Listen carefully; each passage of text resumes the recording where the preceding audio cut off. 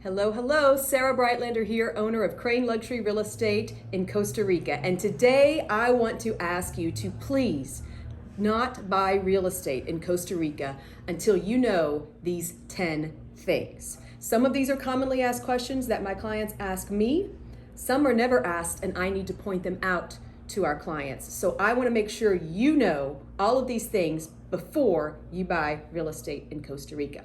Number one, and this not only applies to Costa Rica real estate, but any real estate you're buying internationally, you need to consider the ease of access to get to that home from your country of origin, right? So think about that. Luckily for us, and I think that's the reason Costa Rica is so popular with my clients, it's very easy for my United States and Canadian clients to get to Costa Rica. They're actually surprised to know how close it is located. There are direct flights, so from all the major hubs, New York, Atlanta, Miami, Houston, most of those flights they're all direct, and most of them are about 3.5 hours. So ease of access is super important. Alaskan Airlines has direct flights for the West Coast. I have some Canadian clients actually flying in today, and they fly direct with Canada Air from Toronto right in to Costa Rica. There are 2 airports in Costa Rica. One is in San Jose and the other is in Liberia. So I'm referring to the Liberia International Airport because that services the Guanacaste region. So the ease of access is just amazing that you can fly directly into Liberia. And then most places that my clients purchase are about an hour and a half away drive from the Liberia airport, because the first thing you need to consider is flying there. But then once you arrive at the airport, you're going to be tired. How far do you want to go driving from the airport to get to your home? I will tell you, we have offices located throughout the Guanacaste region. 95% of my clients buy from the Papagayo Peninsula as far down as Tamarindo. Some will venture down to Nosara, my more adventurous clients. But after that, the roads can be rough, there's a lot of travel time there. And at night, the roads, we don't have these big, well-lit interstates, right? So you need to think about that. And so most of my clients, as far down as Uvita, Dominical, they just find that it's too hard to get there. It's a great place to vacation, but when you own a home and you're going back and forth, you need to consider the ease of access, right? Okay, the number 2 thing that I don't want you to buy real estate in Costa Rica until you know this, this is a commonly asked question. Can I own in fee simple title Costa Rica property? And the answer is yes. So you can own in fee simple title as a foreigner Costa Rican property. And so the Costa Rica government does not differentiate between you as a foreigner and a Costa Rica citizen or resident. So we're very grateful for that. Number 3, not all beachfront property can be owned in fee simple title. Now we're not talking about property generally, only beachfront. In fact, only about 3.5% of Costa Rica's beachfront property can be held in fee simple title.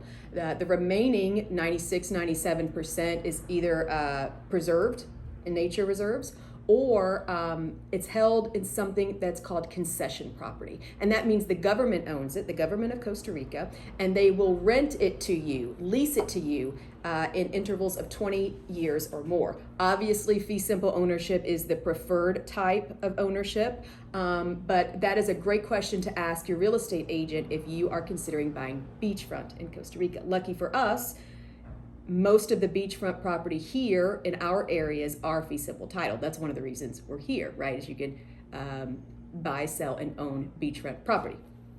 Okay, number 4. This is a big difference between what my clients experience when they own real estate in the US or Canada. When you're buying real estate here in Costa Rica, you will own that property through a corporation. So you will own 100% of the corporation that owns 100% fee simple title of the property. Why? It's historically, that's how everyone has always owned property here. Couple reasons for that. Number 1, liability. The attorney in me kind of likes this. If there's a slip and fall at your house, or God forbid something happens to someone, there's limited liability there. The injured person couldn't go after your kid's inheritance. The most they could go after is the corporation, and that's only owns the property. Number two, the most important reason is the ease. It's so much easier to own in a corporation. Why? Because you don't have to physically be here to do things associated with your property. Instead, change the electric, change your utilities, or if you need to buy and sell and maybe you're sick, you can't physically get into the country.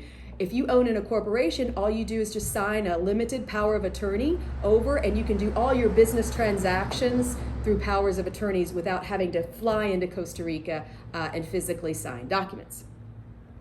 Number 5, this isn't really a don't buy property in Costa Rica until you know this. This is more or less that you can't buy property in Costa Rica unless you know this, and that is cash is king in Costa Rica. And I have to break a lot of hearts with that one, meaning that there are no Costa Rica banks that are going to lend mortgages to non-Costa Rica residents, okay? So what that really means is you need to be liquid, or you need to secure your financing in the United States or Canada. The vast majority of my clients do that by taking out a home equity line of credit on existing properties they have in the US or Canada. I mean, the interest rate's so low, money's cheap right now, and so you can do with that money whatever you want. And so many of my clients are taking that and using it to buy their dream home or a second home here in Costa Rica. So it's a great avenue. Cash is king.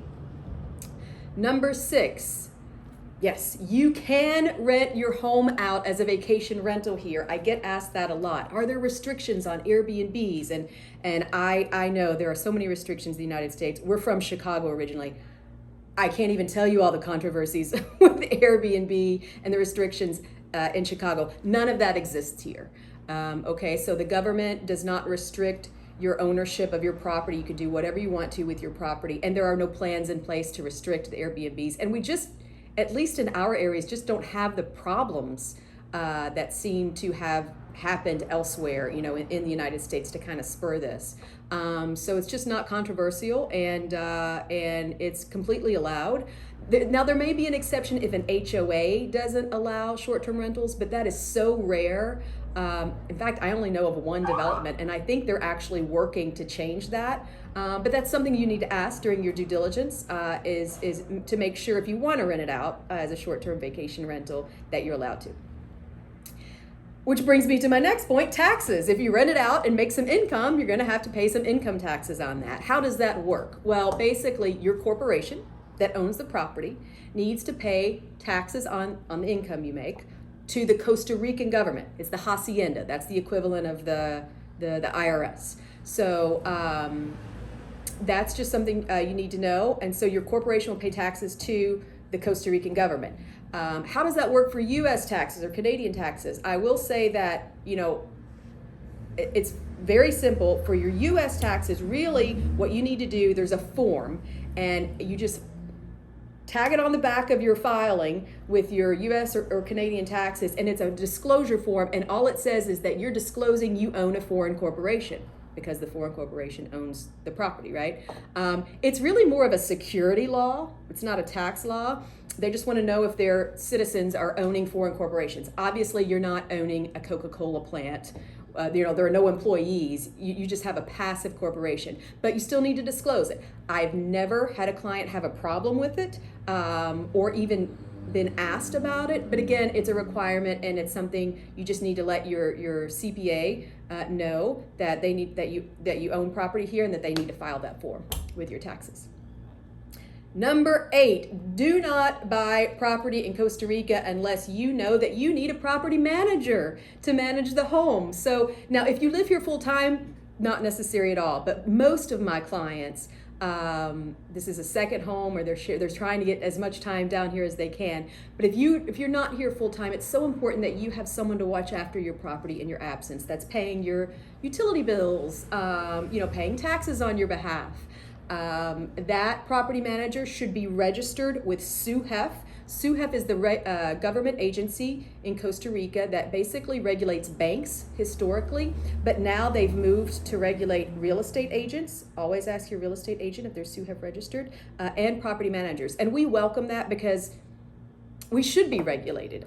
We're holding your money. You know, property managers hold your money in trust, right? And they're collecting rents and they're paying out expenses. And so, like I said, we welcome the regulation. I'll do a shameless plug for Crane here. We are property managers as well. We don't advertise our services. We don't go out and look for homes. It is simply a service we offer to our real estate clients.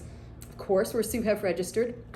And basically, we provide this service because if you buy a house in the Guanacaste region, we don't want that to be a hindrance to your purchase. We want you to know that someone will be here taking care of the property. And we've grown organically to have over 85 properties located throughout the Guanacaste region. Of course, you're not obligated to use Crane Property Management. And there have been instances where I've said, actually, no, we're not the best company, not the best fit for you. Sometimes, you know, perhaps your house is too far removed from where our office is and it's too hard for us to service.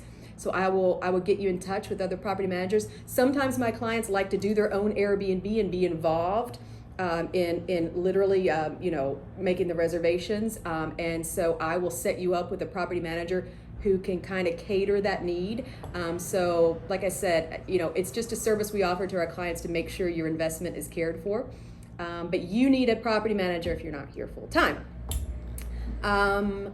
Number 9, this is kind of a fun one, but I get asked it a lot. Do I need to know Spanish to live comfortably in Costa Rica? And the answer is no. You do not need to be fluent in Spanish to live and enjoy and have a second home here in Costa Rica, whatever that ownership looks like. You know, the Costa Rican people are a very affluent bunch. Many are bilingual, and especially in the areas that my clients choose, there's like equal 50-50 amounts of English and Spanish spoken. So if you want to learn Spanish, what an amazing opportunity to, I mean, so many of my clients love getting up and having a cup of coffee and taking their Spanish class, or in the evenings at the sunset, having a glass of wine and practicing their Spanish. And I've seen many of my clients become completely fluent by using this. But don't get stressed out thinking that you have to learn Spanish, you know, in order to enjoy your home here. Okay, the final thing, do not buy property in Costa Rica unless you know this. And this is, unless you are a resident, you can only stay in Costa Rica in intervals of 3 months, okay? So when you come in, you will get an automatic stamp on your passport. That is your 3-month visa.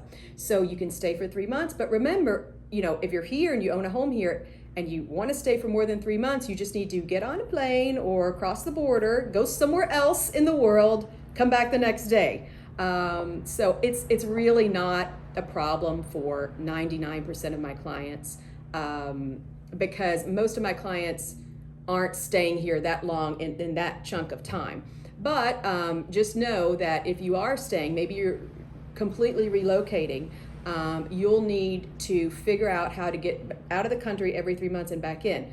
But the good news on that is that if you purchase a home in Costa Rica, you can qualify to apply for residency if you so choose. So the purchase of a home for $150,000 or more will automatically qualify you for residency if you want to do that. Well, that's it. I hope you found this video helpful. If you did, please watch our other videos and let me know what you think. Again, my name is Sarah Breitlander. Thank you for your time today, and Pura Vida.